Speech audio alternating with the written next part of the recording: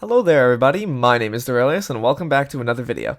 And today I'm going to be going over the buffs to Berserker and how Berserker became the most versatile class in such a short period of time. We're going to be going over the weapons that made it possible, all the things that make it a positive change on the Skyblock community and the whole game as well. And we're going to be going over the weapons in particular and seeing what particular aspects of them make them more powerful than anything else.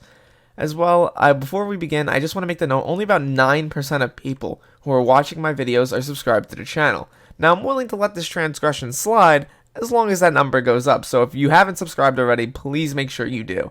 Down below, there will be further links to my Twitch and my Twitter, and without further ado, let us begin. So obviously, if you're going to talk about Berserker, you're going to be talking about the new weapons that have been added recently, and there are quite a few. Since 4.4 came out, we've gotten a buffed Reaper Scythe, the Flower of Truth, the Warped AOTE, the Livid Dagger, the Shadow Fury, and a lot more people actually using the Yeti Sword, which the last two I don't have, so I won't be able to talk about them at depth, but I just know that they're really strong weapons. All of this has really changed the meta, and turned Berserker from a class that not many people wanted to run because of its low base damage and just overall not very fun to play style, to a really insane class with a lot of really versatile weapons that have a lot of really fun abilities. Like, for example, if I just run into the end, and this is my demonstration of out of dungeons content, and I put on, I don't know, instead of a rock pet, let's put on my lion pet, and I hit something with the Flower of Truth, I do 95k damage. And the item also acts as a triple shot boomerang, which is absolutely amazing. I've already made a video on the Flower of Truth. If you haven't seen it, you should go check it out. But this thing is definitely worth picking up just because of the fun factor alone. And if not for the fun factor, it's because it's really useful not just in dungeons, but during spooky events as well for farming up kills.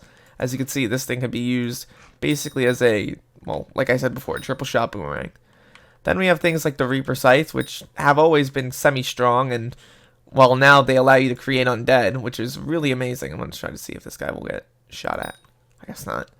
We have the Livid Dagger, which allows you to do a lot of crit hits on enemies from behind, doing 161,000 damage as you just saw from behind, which is amazing, and it's a huge amount of damage.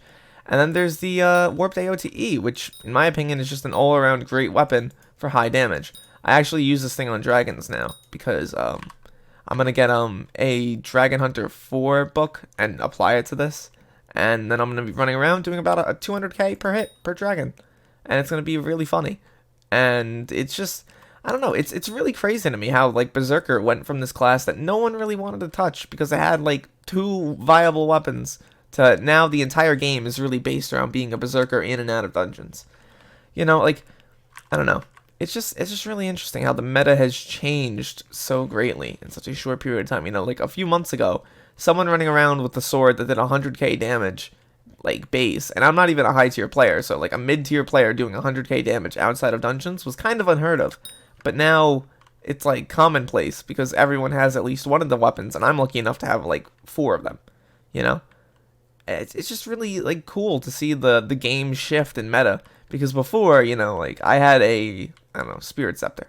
Spirit Scepter was really fun and all, but the particles were annoying to look at. It wasn't really the most fun playstyle because, like, obviously you couldn't really manipulate the bats that much. They were guided, you can move them around a tad, but, like, you couldn't really get any really sick kills with them.